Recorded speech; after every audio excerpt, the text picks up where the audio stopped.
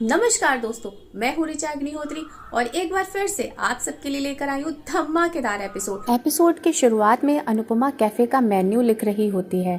बांकू उसकी लिखावट की बहुत तारीफ करता है, जिस पर अनुपमा पुरानी यादें ताज़ा करते हुए बताती है कि स्कूल में वह हमेशा तारीख और प्रार्थना लिखा करती थी।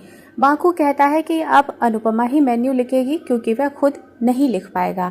इसी बीच अनुपमा को अनुज की याद आती है और वह चाहती है कि वो हमेशा उसके विचारों में रहे।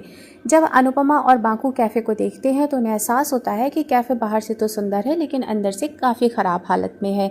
अनुपमा को चिंता होती है कि ग्राहक टूटी कुर्सियों पर कैसे बैठेंगे। जब वे इंटीरियर बदलने की बात करती है तो दिग्विजय टोक देता है। दिग्विजय का कहना है कि कैफ़े वैसे ही चलेगा जैसे सावी चलाती थी और वह कुछ भी नहीं बदलने देगा।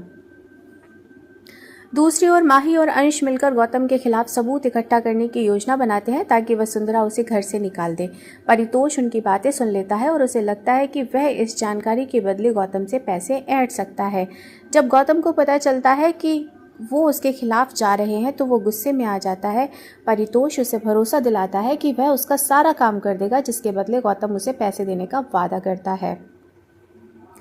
अनुपमा दिग्विजय को समझाने की कोशिश करती है कि फर्नीचर 10 साल पुराना है और मरम्मत मांग रहा है, लेकिन दिग्विजय अड़ जाता है कि अगर अनुपमा को बदलाव चाहिए तो वो जा सकती है। अनुपमा यह सुनकर हैरान रह जाती है। इसी बीच एक बुजुर्ग दंपत्ति अनुपमा से मिलते हैं और उसे कैफ़े का प्रमोशन करने की सलाह देते हैं।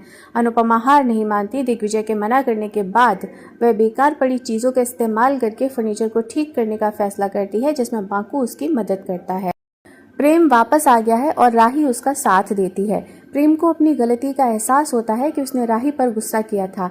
राही उसे समझाती है कि सफलता एक बार में नहीं मिलती, उसके लिए संघर्ष करना पड़ता है। हालांकि जब अनुपमा की बात आती है तो प्रेम कहता है कि अनुपमा ने कभी उसकी कदर नहीं की और वह उसे पूरी तरह भूलना चाहता है। वह राही को चेतावनी भी देता है कि अगर भविष्य में उसे अनुपमा का साथ देना है तो उसे कभी भी उसके पास वापस नहीं आना चाहिए।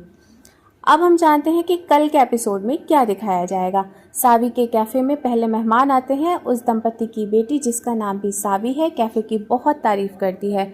अनुपमा, बांकू और सभी लोग खुश होते हैं, जिसे देखकर दिग्विजय हैरान रह जाता है। तो दोस्तों, कैसा लगा आपको आज का एपिसोड? कमेंट करके हमें ज़रूर बताइएगा। कल फिर मिलेंगे आपसे ताज़ा अपडेट्स के साथ। तब तक के लिए नमस्कार।